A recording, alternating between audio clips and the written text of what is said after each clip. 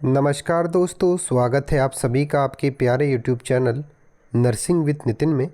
दोस्तों, आज मैं बात करने वाला हूं आगामी सीएचओ और स्टाफ नर्स एग्ज़ाम्स के लिए काफ़ी इम्पोर्टेंट टॉपिक।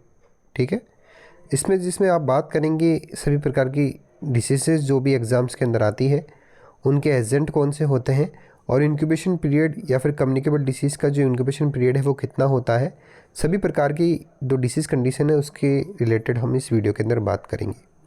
सबसे पहले बात करते हैं हम स्मॉल पॉक्स की। तो स्मॉल पॉक्स जो होता है, इसका डिजीज़ एजेंट कौन होता है, तो ये वेरियोला वायरस के द्वारा फैलने वाली बीमारी है, जिसके अंदर इंक्यूबेशन पीरियड की बात की जाए तो 12 से 14 दिन इंक्यूबेशन पीरियड रहता है। सेकेंडली बात की जाए चिकन पॉक्स की। चिकन पॉक्स जो है वेरिसेला जूस्टर वायरस के द्वारा फैलता है और इंक्यूबेशन पीरियड जो होगा इसका वो 14 दिन से लेकर 16 दिन तक होता है। मीज़ल्स की बात करें तो मीज़ल जो है पैरामैक्सो वायरस के द्वारा फैलता है और 10 से 14 दिन जो होता है इसका इंक्यूबेशन पीरियड होता है। रूबेला की बात की जाए, रूबेला जो है टोगा वायरस के द्वारा फैलता है, यानी कि रूबेला वायरस के द्वारा, जिसको टोगा वायरस भी कहा जाता है, और इनका इंक्यूबेशन पीरियड जो होगा वो 14 से 21 दिन होने वाला है। फिर बात कर ली जाए मम्स की।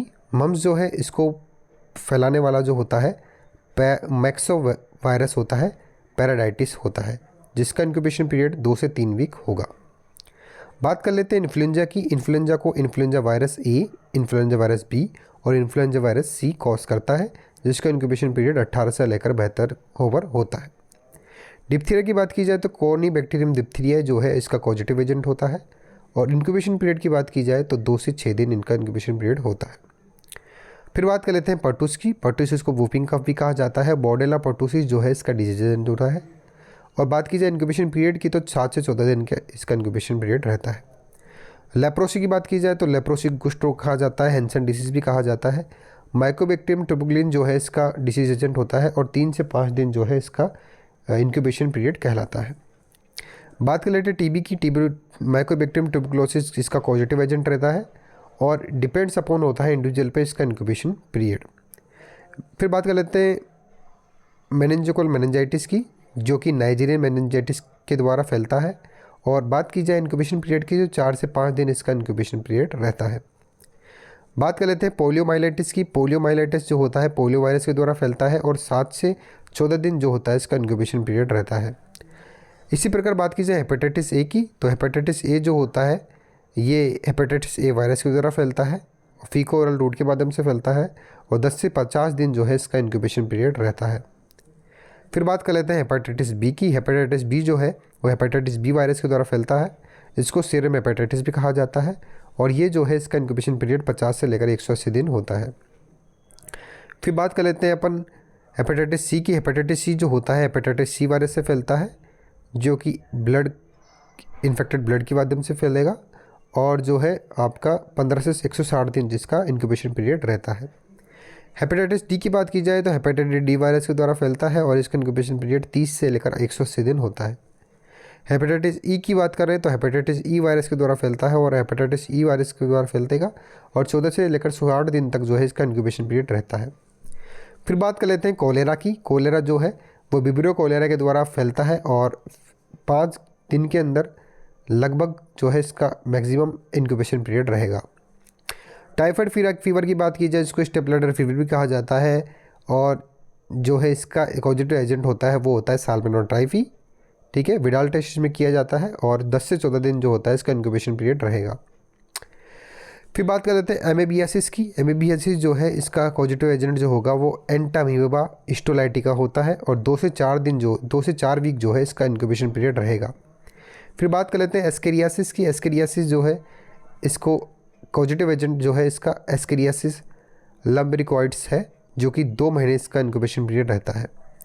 बात कर लेते हैं हुक्वम इन्फेक्शन की। हुक्वम इन्फेक्शन जो है इसका जो पॉजिटिव एजेंट रहने वाला है वो एकलाइस्टोटो मेल्डोमेनली होता है, जो कि 7 वीक से लेकर 9 वीक तक इसका 9 मंथ तक इसका इंक्यूबेशन पीरियड रहता है। बात कर लेते हैं डॉन वेलियासिस की, तो डी मेंडेलिनीस जो है इसका पॉजिटिव एजेंट रहेगा और 12 मंथ तक इसका इंक्यूबेशन पीरियड रहता है।